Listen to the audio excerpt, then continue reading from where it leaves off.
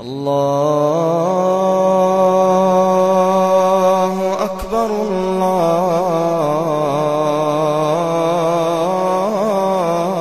الله أكبر. السلام عليكم. الحمد لله نحمده ونستعينه ونستغفره ونؤمن به ونتوكل عليه ونعوذ بالله من شرور أنفسنا ومن سيئات أعمالنا، من يهده الله فلا مضل له ومن يضلله فلا هادي له، ونشهد أن لا إله إلا الله وحده لا شريك له، ونشهد أن سيدنا محمدا عبده ورسوله. أما بعد، أعوذ بالله من الشيطان الرجيم، بسم الله الرحمن الرحيم. يا أيها الذين آمنوا ادخلوا في السلم كافة ولا تتبعوا خطوات الشيطان إنه لكم عدو مبين. وقال النبي صلى الله عليه وسلم: المسلم من سلم المسلمون من لسانه ويده، أو كما قال عليه الصلاة والسلام. مجھ غریب کے لیے یہ گھڑی کسی امتحان سے کم نہ تھی کہ مولانا فضل عمر صاحب دامت برکاتہم کی مسجد میں کچھ کہنا اور اس کی جرأت میں کرتا، پتہ نہیں کب کب کی محبتوں کا صلہ دیا. حضرت بلقیامی دامت برکاتہم کو لا کے بٹھایا، حضرت شمس الائمہ کو لا کے بٹھایا، قائد محترم کو لا کے بٹھایا، مولانا اسماعیل صادق صاحب کو. بالآخر یہ کہ پتہ نہیں کب کب کی محبتوں کا صلہ مولانا نے دیا ہے. اللہ آپ کو بہت بہت جزائے خیر نصیب فرمائے. بیان تو ہوگا جیسا ہوگا، اللہ تعالیٰ کچھ کام کی باتیں کہلوا دے. باقی مولانا فضل صاحب کی محبتوں کو بصد احترام سلام. اور میں ان حضرات کی موجودگی میں کیا کچھ لفظ کشائی کروں گا، اپنے اکابر سے بڑوں سے سیکھا ہوا سبق آپ حضرات کی خدمت میں دہرا رہا ہوں، اس نیت کے ساتھ کہ اللہ تعالیٰ مجھے بھی عمل کی توفیق سے نوازے اور آپ کو بھی عمل کی توفیق سے نوازے. بزرگان محترم، آج جب پوری دنیا ایک گاؤں، ایک حویلی، ایک گھر میں سما گئی اور بہت دور بیٹھا بندہ بہت قریب ہو گیا. یوں اگر کہا جائے تو بات غلط نہ ہوگی کہ غیر ملکوں میں معاشی ضروریات کی تکمیل کے لیے پہنچے ہوئے افراد جدت سے مزین اس دور میں اتنا قریب ہو گئے، ایسا لگتا ہے جیسے ہم سے ہمارا کوئی اپنا دور گیا ہے. آج جب پوری دنیا سوشل نیٹ ورک کے حوالے سے اور گلوبلائزیشن کے حوالے سے اور کہیے کہ جدت کے نظام سے پورے طور پر مزین ہو کر ایک دوسرے کے بہت قریب آ چکے ہیں، باوجود اس کے کہ دیگر ممالک میں بیٹھے افراد جدید آلات کے استعمال کے ذریعے اپنے آپ کو بہت قریب کیے ہوئے اور وہ اپنے من کی دنیا میں یہ خیال اور یہ خواب سجائے ہوئے ہیں کہ ہم اپنوں سے، اپنے گھر والوں سے، اپنے ماں باپ سے، اپنے اعزاء اور اقربا سے بہت قریب ہیں. جب چاہتے ہیں ان کا دیدار کر لیتے ہیں، جب چاہتے ہیں ان سے بات کر لیتے ہیں، جب چاہتے ہیں ان کے حال احوال معلوم کر لیتے ہیں، باوجود اس کے کہ پوری دنیا ایک گاؤں میں سمٹ آئی ہے، ایک حویلی اور گھر میں سمٹ آئی ہے، اور باوجود اس کے کہ ظاہری قربتیں بہت ہیں، پھر بھی سچائی یہ ہے کہ یہ قریب بیٹھے لوگ بہت زیادہ دور ہو چکے ہیں. چنانچہ آپ اندازہ لگائیں کہ ایک گھر میں جہاں ایک باپ کے 4 بیٹے ہیں اور وہ چاروں شادی شدہ ہیں اور ان کا بوڑھا باپ جو مختلف امراض سے دوچار ہے، ان کی بوڑھی ماں جو زندگی کے شب و روز کاٹ تو رہی ہے لیکن کن بے چینیوں کے ساتھ وہ گزر رہی ہے، وہ گھر جس میں بوڑھے ماں باپ کے لیے 4 جوان بیٹے سہارے کی شکل میں موجود ہیں، باوجود ایسا لگتا ہے ان بوڑھے ماں باپ کو جیسے یہ بے سہارا ہے اور ان کا کوئی سہارا نہیں ہے. باوجود اس کے کہ باپ کے یہاں اولادیں موجود ہیں اور ایک بھائی ایک بہن کو ایک بھائی موجود ہے, بیٹیوں کو باپ موجود ہے, اولادوں کے سر پر ماں باپ کا سایہ ہے, اور اسی کے ساتھ کہیے کہ بے پناہ محبتیں اور شفقتیں لٹانے والا جان سے زیادہ عزیز شوہر بھی موجود ہے. یہ تمام رشتے نبھانے والے لوگ اپنی جگہ ہیں اور ان سب کا سایہ اپنی جگہ ہے. اس کے باوجود ایسا لگتا ہے جیسے ہمارا کوئی نہیں رہا. بوڑھا باپ اپنی دوائی کو سسکیاں لے کر اپنی زندگی کو سسکیاں لے کر گزار رہا ہے, اور وہ ڈائبٹیز کا شکار, وہ شوگر کا مریض ایک دن نہیں, 2 دن نہیں, دن پر دن گزارتے چلا جاتا ہے, اور 4 بیٹوں کے گھر میں موجود رہنے کے باوجود اس کی دوائی کا انتظام کرنے والا کوئی نہیں. غرض یہ کہ جب پوری دنیا قریب سے قریب کر آ چکی ہے, سچائی یہ ہے کہ دنیا بہت ہو گئی. آخر ایسا کیوں ہے؟ اس کا بنیادی سبب کیا ہے, ریزن کیا ہے, راز کیا ہے کہ جدت نے ہمیں پورے طور پر مزین کیا, مالامال کیا, اور ہم سوشل نیٹ ورک کے حوالے سے اور کہیے کہ جدید الیکٹرانک میڈیا اور جدید چیزوں کے حوالے سے بہت قریب آئے پھر بھی بہت دور ہے. تو بہت گہرائی کے ساتھ پڑھنے, سمجھنے, سننے اور گننے کے بعد یہ بات نتیجے کے طور پر سامنے آتی ہے کہ ہم نے وہ کھو دیا ہے جس کی بنیاد پر دوری کے باوجود قربتیں پائی جاتی تھیں, اور اس کا نام ہے اسلامی معاشرہ. جناب نبی اکرم صلی اللہ علیہ وسلم اللہ تعالی کی طرف سے جو دین, جو ہدایت نامہ, جو دعوت حق لے کر کے آئے, آپ نے اپنے اصحاب پر جس چیز کو پیش کیا اس میں سب سے پہلی چیز وہ توحید تھی, توحید کا نظام تھا, ایمان کی دعوت تھی.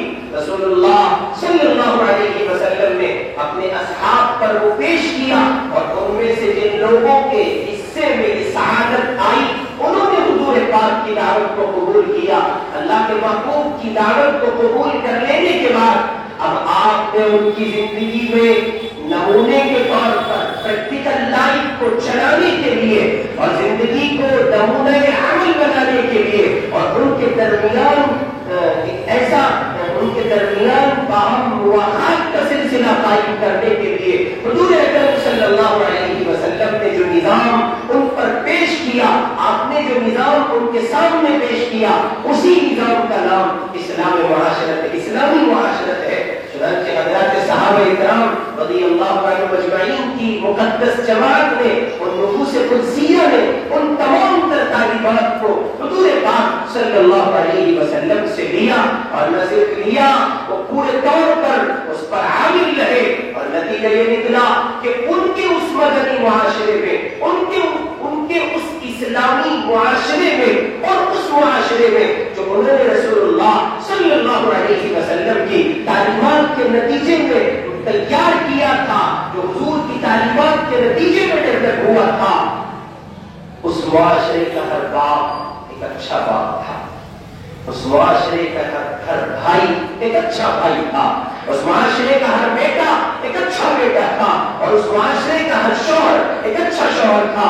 اور وہ باپ ایسے تھے, وہ بیٹے اور بھائی اور شوہر ایسے تھے کہ زمین نے ان سے بہتر نہ باپ دیکھا ہے, نہ بھائی دیکھا ہے, نہ شوہر دیکھا ہے, نہ بیٹا دیکھا ہے, اور رہتی دنیا تک کے لیے ان کو مثال بنا دیا گیا, آئیڈیل بنا دیا گیا. اور سرکار عالم نے اپنی زبان مبارک سے کہہ دیا جو ان کی اقتدا کرے گا وہ راہ ہدایت کو پہنچے گا. میں نے ان کو تیار کیا ہے اور یہ لوگ میری تعلیمات کے نتیجے میں تیار ہوئے ہیں. لہذا اے امت محمد کے افراد اسی عہد قدیم کی طرف لوٹو اور نبی اکرم صلی اللہ علیہ وسلم کے دیوانے اور آپ کے متوالے, آپ کے جانثار صحابہ کو فالو کرو اور ان کی تعلیمات کو اپنے سینے سے لگاؤ جو انہوں نے حضور اکرم صلی اللہ علیہ وسلم کی تربیت کے نتیجے میں پائی تھی, اور اپنے معاشرے کو اسلامی معاشرت سے مزین کرتے ہوئے اسلامی معاشرہ بنانے کی کوشش کریں۔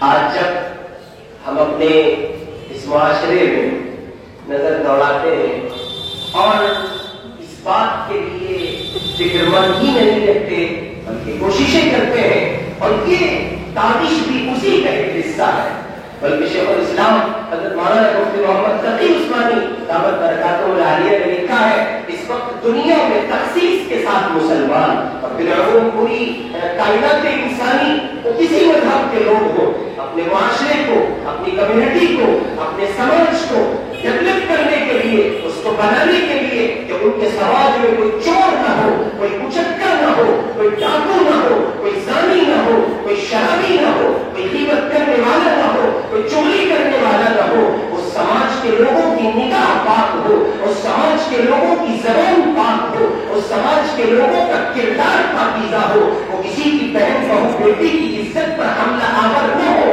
بلکہ اس سماج میں جتنے افراد رہتے ہو وہ سب کے سب اپنے آپ کو پرامن محسوس کرتے ہو، پرسکون زندگی کے حامل ہو۔ اس محنت کو کرنے والی نہ صرف یہ کہ مسلم قوم ہے بلکہ دنیا جہان کی تمام تر کمیونٹیز اور تمام تر قومیں اپنے اپنے معاشرے میں اس بات کو لے کر محنتیں کرتے ہیں، فکر مند ہیں، کوششیں کرتے ہیں، اور وہ اپنے معاشرے کو سجانے اور بنانے اور اس کو سنوارنے کی فکر میں لگے ہوئے ہیں۔ لیکن غور فرمائیے، مرض بڑھتا گیا جو دوا کی صورتحال کو جس سے علیحدہ نہیں ہے کہ جتنی کوششیں کی جا رہی ہیں اور جتنی محنتیں برپا ہو رہی ہیں، ان تمام تر کوششوں کے باوجود نظام اتنا مختل ہے، شرارت اس انداز پر بکھرا ہے کہ بہت کوششوں کے باوجود صورتحال کو قابو میں لایا نہیں جا پا رہا ہے۔ بہت زیادہ محنتوں اور اس کا بنیادی سبب یہ قرآن پاک میں لگایا کروا ہے، آمنوا علیکم انفسکم۔ شیخ الاسلام مولانا اور مفتی محمد تقی عثمانی دامت برکاتہ نے لکھا ہے کہ اصل میں ہمارے معاشرے میں ہونے والی تمام تر اصلاحی مجالس ہو یا اصلاح معاشرہ کی کوشش میں تمام تر جلسے جلوس ان کے ناکام اور بے اثر ہونے کا بنیادی راز یہ ہے کہ ہم محنت تو کرتے ہیں لیکن اپنی ذات کو ذرا بچا کر، سامنے والا ہمارے پیش نظر ہوتا ہے اور پھر ہم محنت کرتے ہیں۔ چنانچہ اسی کو بابا خانوی نظر اللہ عنہ نے اپنے زمانے میں، اپنے متعلقین میں، اپنے مریدین و محبین میں سوالیہ انداز پر فرمایا، اچھا بتاؤ معاشرے کی اصلاح کیوں نہیں ہوتی؟ تو اس پر حضرت کے مریدین نے، متوسلین نے یہ بات کہی، شاید آپ ہی ارشاد فرمائیں۔ تو حضرت نے فرمایا ہمارے اس زمانے میں معاشرے کا ہر فرد اپنے آپ کو مصلح سمجھتا ہے، اور ظاہر ہے کہ جو مصلح ہے تو اس میں تو کوئی خامی ہے نہیں، وہ تو دوسروں کی اصلاح کے لیے ہے۔ جب سارے کے سارے مصلح ٹھہرے تو اب اصلاح کس کی ہوگی؟ نتیجہ یہ نکلے گا کہ اصلاح کسی کی ہوگی۔ تو باوجود اس کے کہ پوری کائنات انسانی اپنے اپنے معاشرے کو ڈیولپ کرنے کی کوشش میں لگی ہے، لیکن نتیجہ صفر ہے، اور نتیجہ وہ ہے کہ جس کی ہم توقع نہیں کر سکتے تھے۔ اور یہ چاہیے تھا کہ کسی ایک جلسہ اصلاح معاشرے کے عنوان پر جتنے ایمان والے اللہ کے بندے اللہ اور اس کے رسول کے پیغام کو علماء کی زبان سے سنتے، وہ اپنے آپ کو بدل ڈالتے اور اس سماج کے جوان، ان کے صحابہ کے جوانوں کے طرز زندگی کو اختیار کرتے ہوئے اوروں کے لیے مشعل راہ بنتے۔ اس زمانے کو اس سماج کے بوڑھے اپنے آپ کو اہل صحابہ کے بوڑھوں کی عملی زندگی کو اختیار کرتے ہوئے وہ اپنے آپ کو ایک مثالی انسان بنا کر سماج میں پیش کرتے۔ ایک باپ اچھا باپ ہوتا، ایک بیٹا اچھا بیٹا ہوتا، ایک باپ اچھا باپ ہوتا، ایک بھائی اچھا بھائی ہوتا، ایک سسر اچھا سسر ہوتا، ایک داماد اچھا داماد ہوتا۔ لیکن یہ تمام تر چیزیں نہیں پائی گئی، ایسا کچھ بھی نہیں ہے۔ معاشرہ سستی لے رہا ہے، اولادوں کو اچھے باپ میسر نہیں ہے، اسی طرح ماں باپ کو اچھے بیٹے میسر نہیں ہے، اسی طور پر ماں کو اچھی بیٹیاں میسر نہیں ہے، بیٹیوں کو اچھی ماں میسر نہیں ہے۔ ہر ایک دوسرے کا شاکی ہے، ہر ایک دوسرے کی شکایت کر رہا ہے۔ آخر کیوں؟ سبب کیا ہے؟ راز اس کے سوا کچھ نہیں ہے کہ اسلامی معاشرت کو ٹھکرا دیا گیا، رسول اللہ کے ان فرامین عالیہ کو فراموش کر دیا گیا، جن پر چل کر پہلو کو کامیابی ملی ہے. موجودہ افراد اگر اختیار کرتے ہیں ان کے حصے میں یقیناً کامیابی آئے گی, اور آگے جو اختیار کرے گا وہ قیامت کی صبح تک کامیاب ہوتا رہے گا. میں نے اور آپ نے اسلامی معاشرت چھوڑ دی ہے, نتیجہ یہ نکل رہا ہے کہ اسلامی معاشرت چھوڑنے کے نتیجے میں سماج کا ہر فرد سستیاں لے کے زندگی گزار رہا ہے. اور آپ جائزہ لیں اپنے گھروں میں, باپ بیٹے سے سیٹسفائی نہیں, مطمئن نہیں ہے تو بیٹا باپ سے نہیں.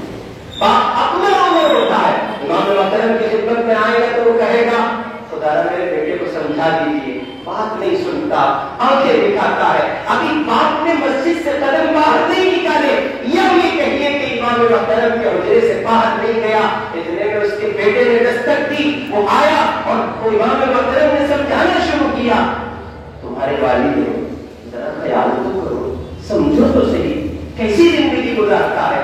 تو وہ ایک جملہ کہہ کے امام محترم کے لبوں پر ایسی چپی لگا دیتا ہے, وہ چاہ کر اسے نصیحت نہیں کر سکتے. وہ ایک جملہ کہتا ہے, کاش آپ میرے باپ کی گھر کی زندگی کو جانتے, وہ ایک باپ نہیں ہے جلاد ہے, وہ ایک باپ نہیں ہے, اس کی زبان پر ایسی گندی گالیاں ہوتی ہے جو لگتا ہے کسی انسٹیٹیوٹ کا تربیت یافتہ انسان ہے. وہ زبان جب کھولتا ہے تو زہر بنتا ہے, وہ زبان جب کھولتا ہے تو جگر کو چھلنی کر دیتا ہے, وہ زبان جب کھولتا ہے نہ مجھے بخشتا ہے, نہ میری جوان بہنوں کو, نہ میری بوڑھی ماں کو بخشتا ہے.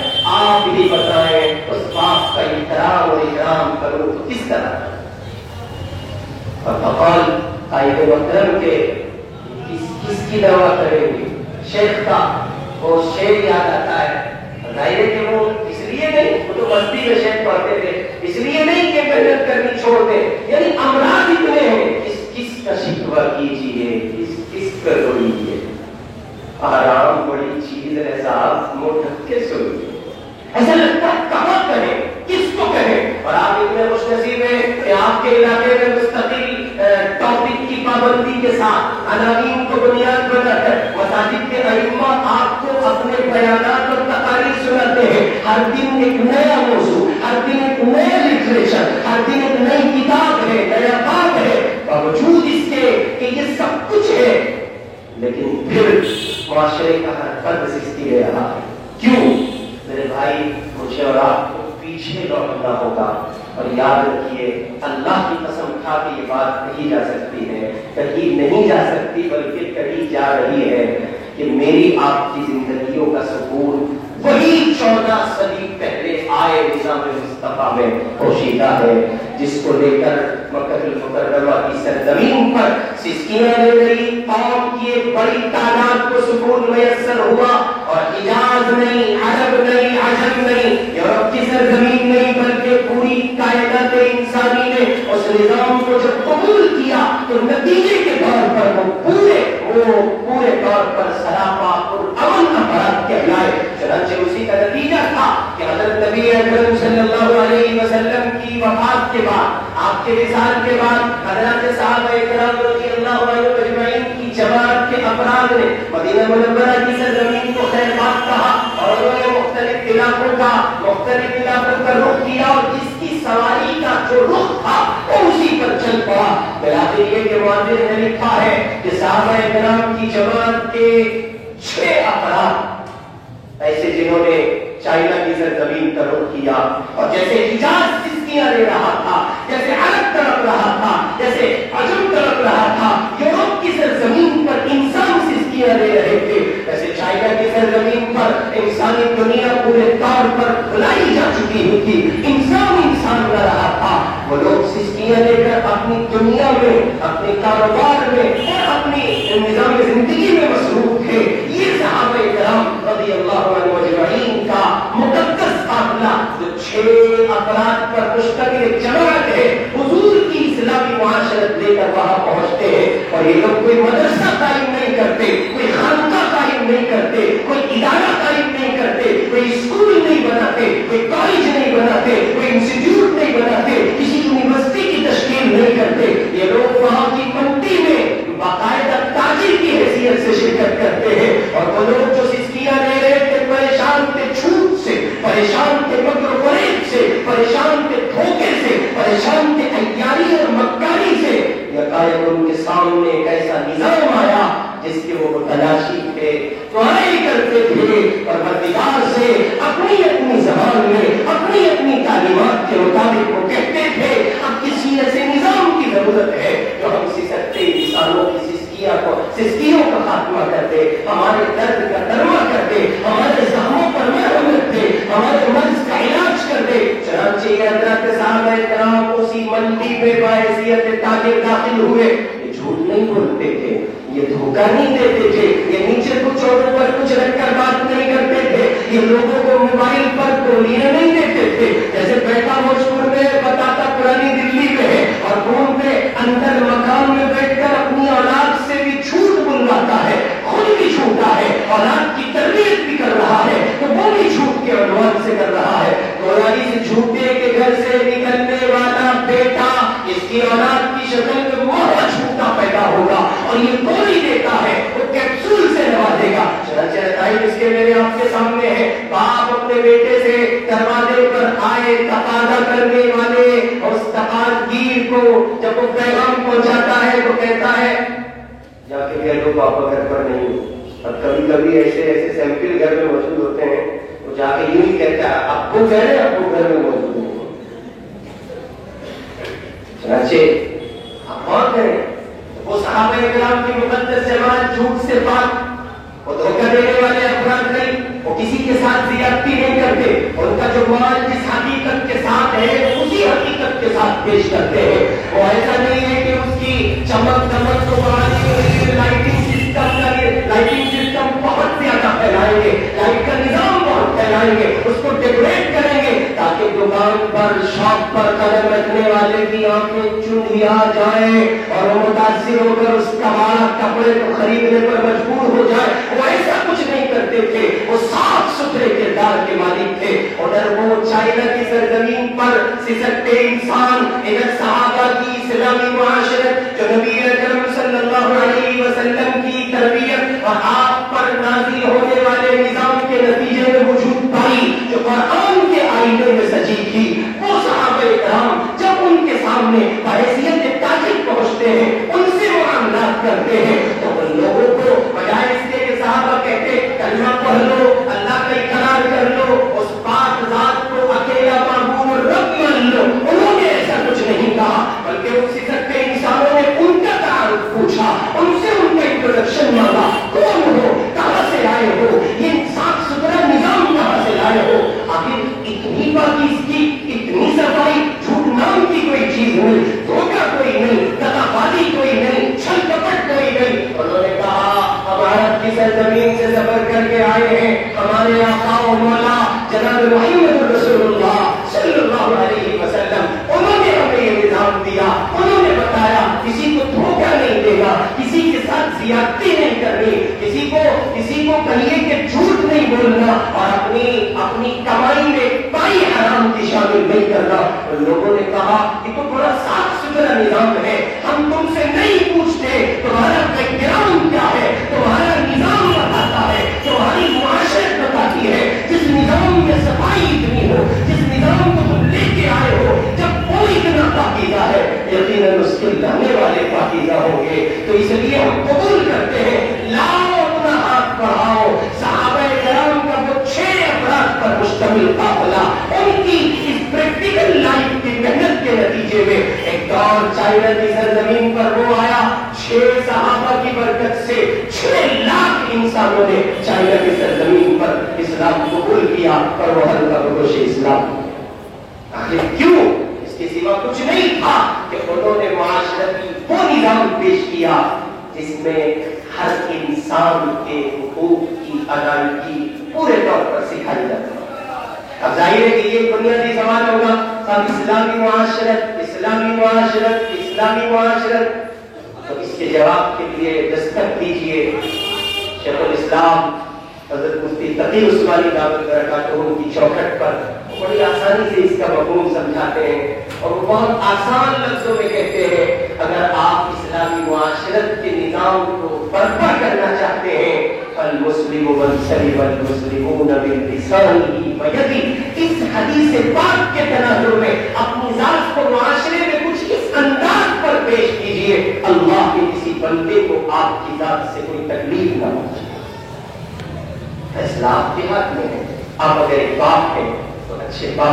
جائیے اور پڑھیے جناب رسول اللہ صلی اللہ علیہ وسلم کو. زمین میں ان سے بہتر باپ نہیں دکھا.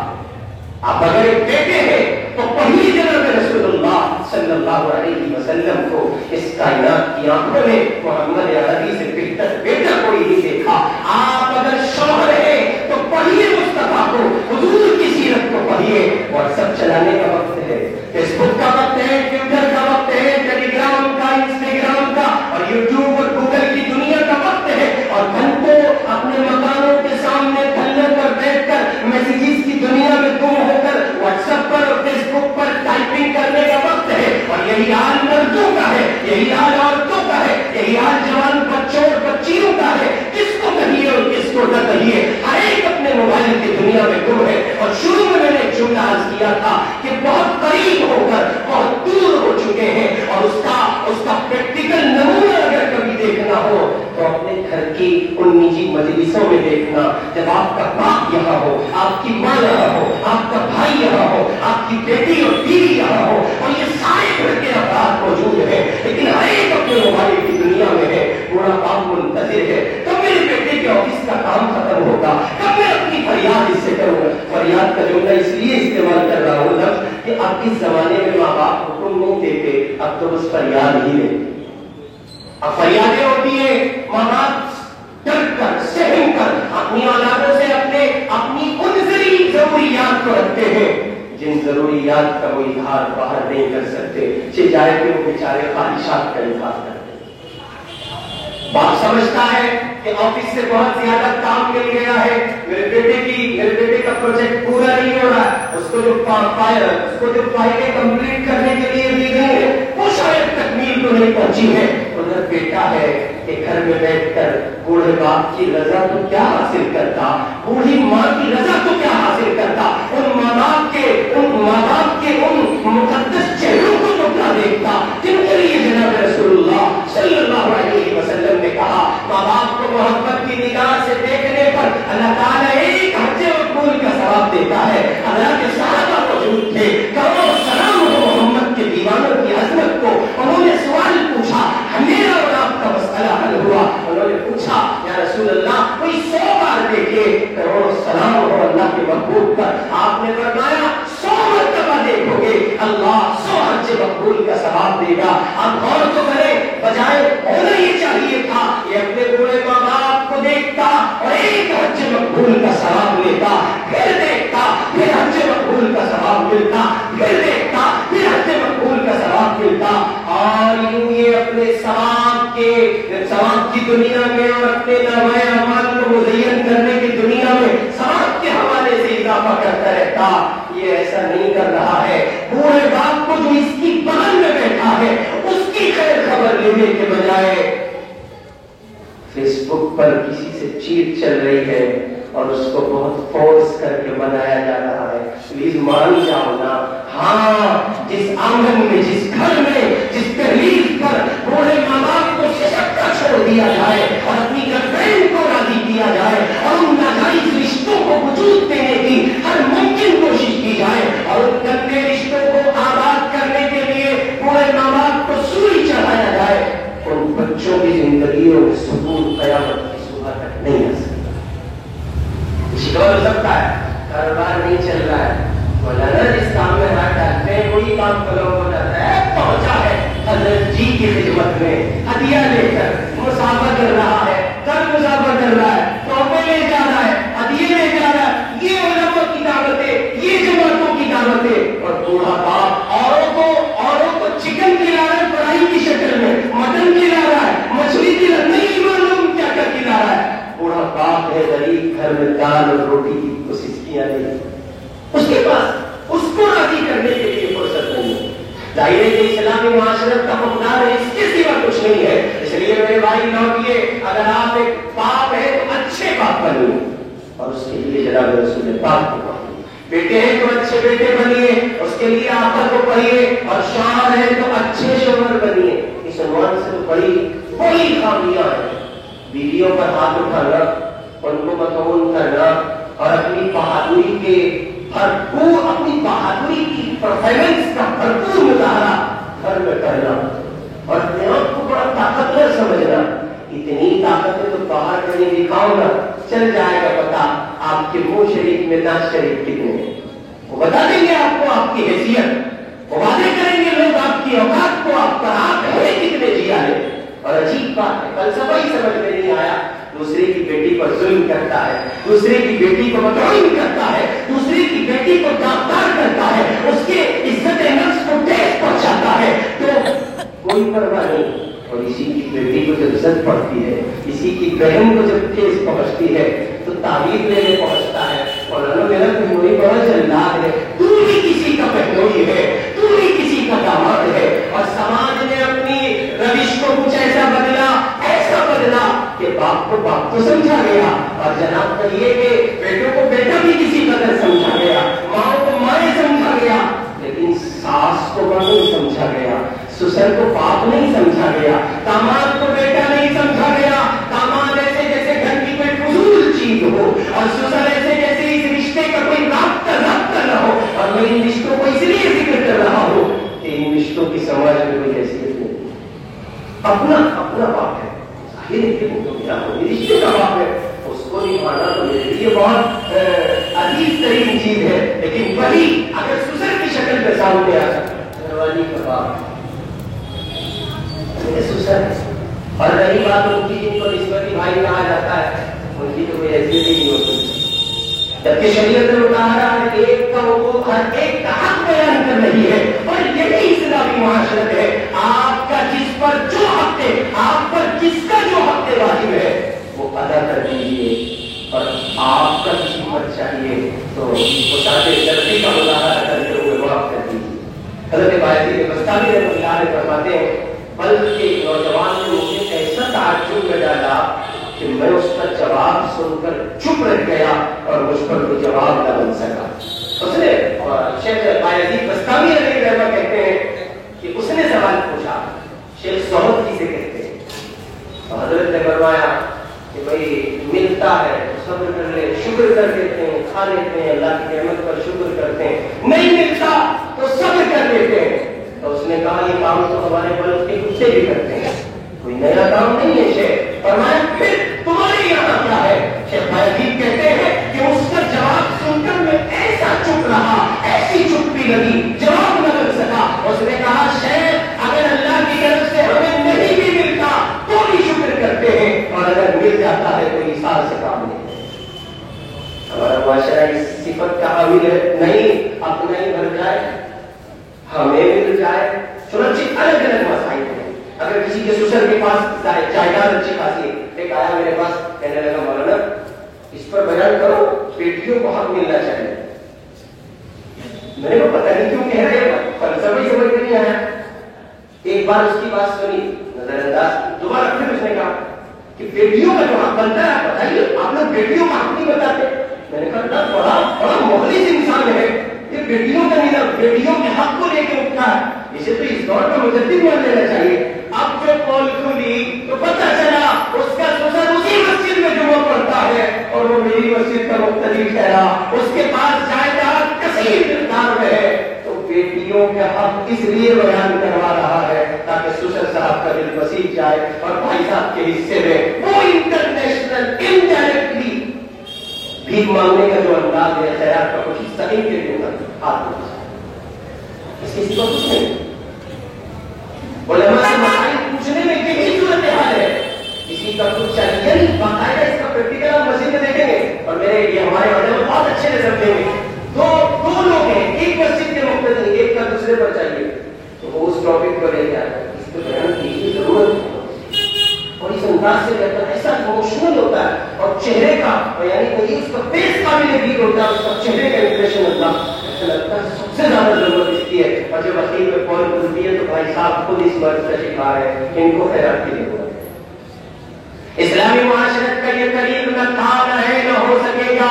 اسلامی معاشرت یہ ہے کہ ایثار سے کام لیجیے, اور اگر ایثار سے کام نہیں لے سکتے, آپ کے پاس گنجائش نہیں ہے, تو آخری درجے میں اتنا ضرور کیجیے آپ کا جس پر جو ہے اس کے جائز درجے میں مطالبے کے ساتھ ساتھ آپ کا جس کا نکلتا ہے وہ لوٹانے کی کوشش کیجیے.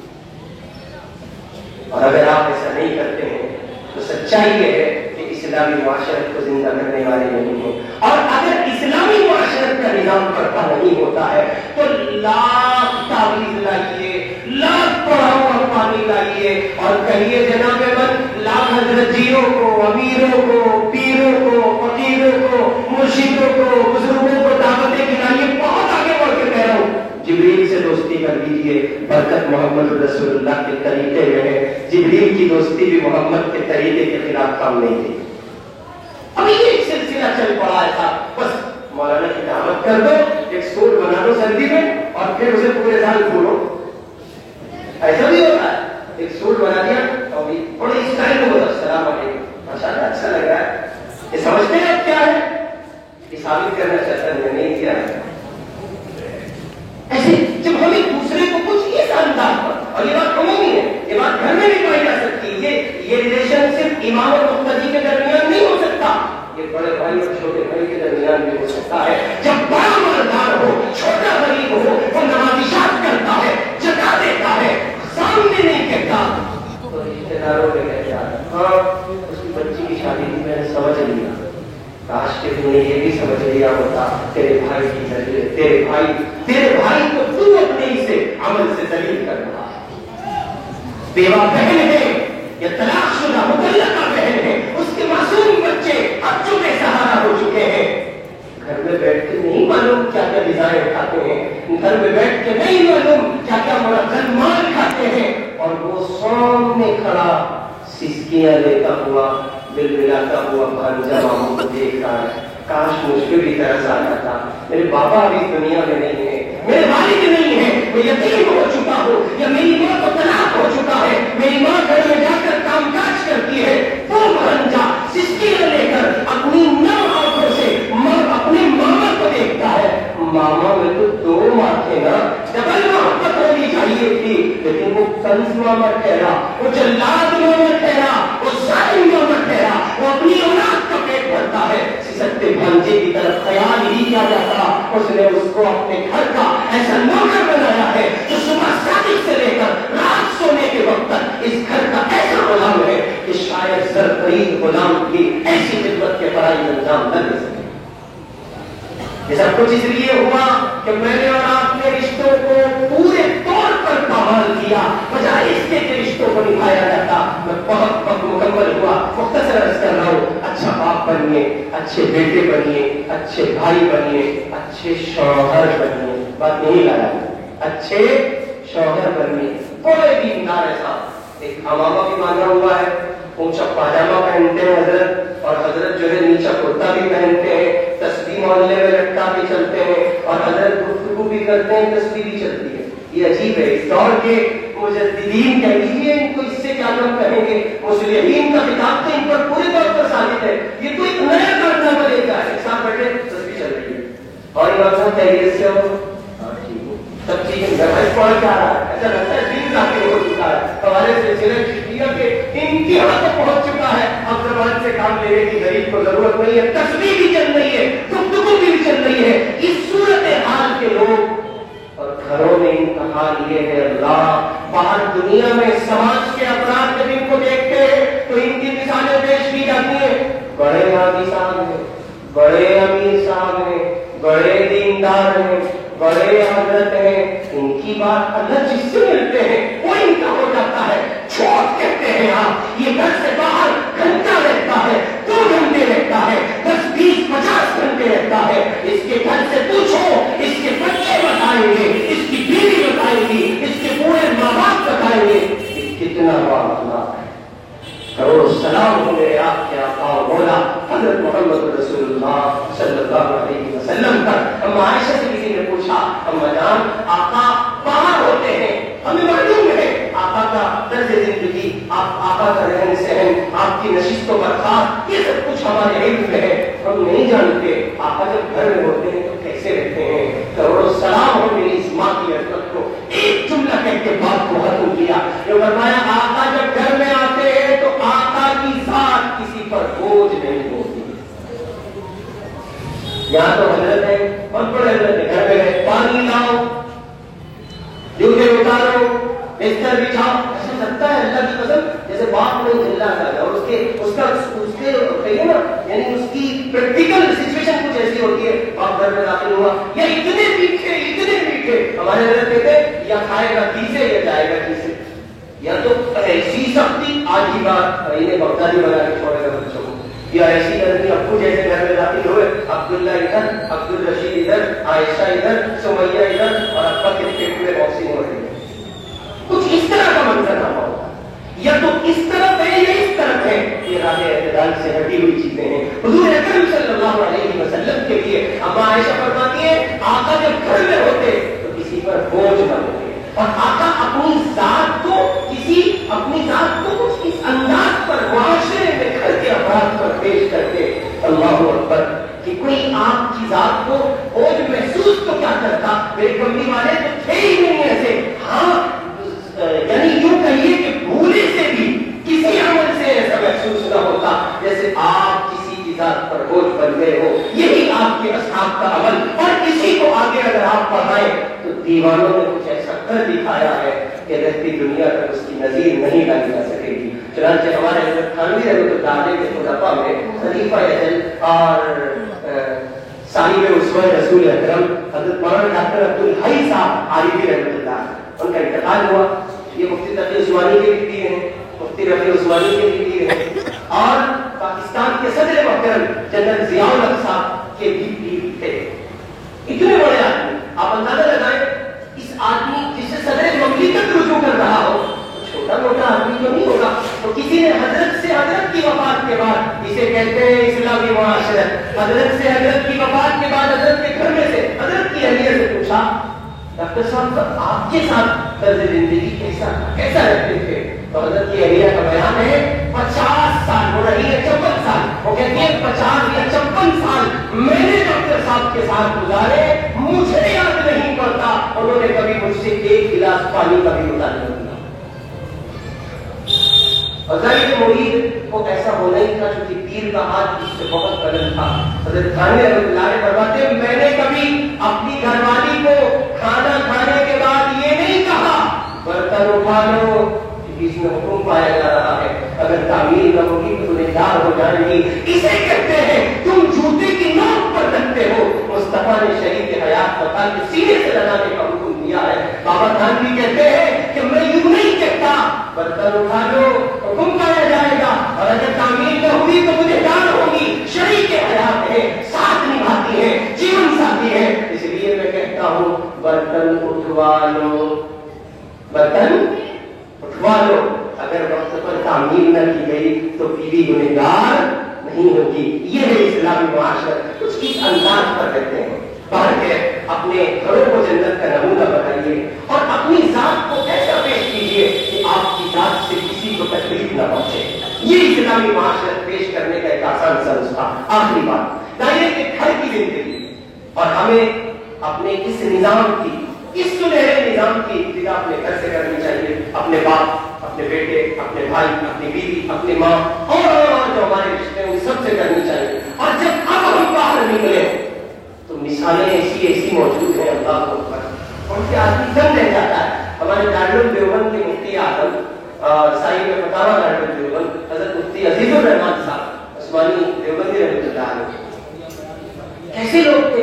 ایک میرا آپ کا نظریہ ہے، گھر میں کام چل رہا ہے تو ہم نے یہ نظریہ دیا اور ہم نے اس کو فروغ دیا، مولانا اس طریقے سے مسلط رہو تبھی کام کریں گے لوگ، یہ نہ کرتے کام، ان پہ تو لٹ لے کے کھڑے رہو تب کام کریں گے۔ مستری ان کے چچت ہے، انہوں نے کہا تو جتنی دیر ہے اتنی دیر کام ہوگا، تو جب جائے گا تو آرام ہوگا۔ کرو جی ہاں، جو نظریہ آپ چلائیں گے آپ کے سامنے والے بہت فائدے دے چکے ہیں، آپ خود چلاتے ہیں اس کا توڑ لا کے نظام کچھ اور کرنا پڑتے ہیں۔ جب صاف ستھرے کردار کے اسلامی معاشرت زندہ کرنے والے افراد اس معاشرے میں موجود تھے پھر دیکھیں نظام کیسا تھا۔ حضرت مفتی صاحب رحمۃ اللہ علیہ، مفتی اعظم دارالعلوم دیوبند رحمۃ اللہ علیہ کے مکان کی چھت کی ڈھلائی کا کام ہو رہا ہے، مزدور ہے، اس کے لیے کام چل رہا ہے۔ میں چھٹی ہوئی دوپہر کو تشریف لائے، گھر میں آئے، گھر والوں سے ملے، پوچھا بھی کام کہاں تک پہنچا؟ حضرت کے گھر والوں نے بتایا مستری لگا ہوا ہے۔ حضرت چھت پر تشریف لے گئے، مستری کو لائے، پسینے میں شرابور تھا اور فرمایا آؤ نیچے آؤ، اسے نیچے لائے اور نیچے لانے کے بعد میں آپ نے فرمایا تھوڑا چارپائی سے لے جاؤ، جہاں تک آپریشن کرنے کا یاد ہے فرمایا لے جاؤ، اس نے ذرا اس چارٹ سے کام کیا، فرمایا دیکھو میرے یہاں کام کر رہے ہو، میری مزدوری پر آئے ہو، لہٰذا بات مانو۔ چنانچہ اس بیچارے نے حکم کی تعمیل کی، وہ لیٹ گیا، اور پھر اس دنیا نے کیا خوب منظر دیکھا، آسمان کی آنکھوں نے دیکھا، یہ مفتی اعظم دارالعلوم دیوبند اپنے گھر میں کام کرنے والے اس مستری مزدور کے پاؤں دبا رہے۔ اللہ ایسا بھی ہوتا ہے اس سماج میں، ایسا بھی ممکن ہے کوئی اپنے کرائے پر لائے ہوئے مزدور کے پاؤں دبائے؟ حضرت کے گھر والوں میں سے کوئی مرد آگے آیا، اس نے کہا بابا کیا کرتے ہیں؟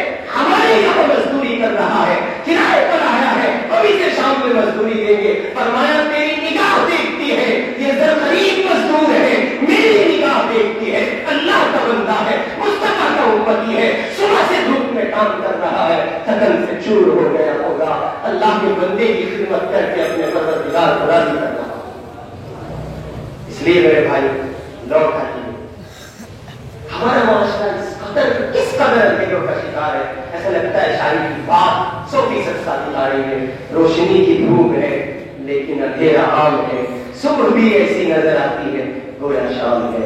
خدا را لوٹ آئیے اپنے نقابل کی موجودگی میں اس ادنا سے طالب علم نے بہت ڈر کے مولانا فرض صاحب کا بہت بہت شکریہ، ان محبتوں کو سلام، انہوں نے اچھا علاج کیا، آپ کی خدمت میں پیش کی، اس خیال سے شاید اتر جائے تیرے دل میں میری بات۔ اللہ تعالیٰ مجھے اور آپ کو اسلامی معاشرتی کردار کو 100% زندہ کرنے کی توفیق نصیب فرمائے۔ وآخر دعوانا الحمدللہ۔ اس ویڈیو کو لائک کریں، کمنٹ باکس میں دعاؤں سے نوازیں، چینل کو سبسکرائب کریں، صدقہ جاریہ کی نیت سے شیئر بھی کر دیں۔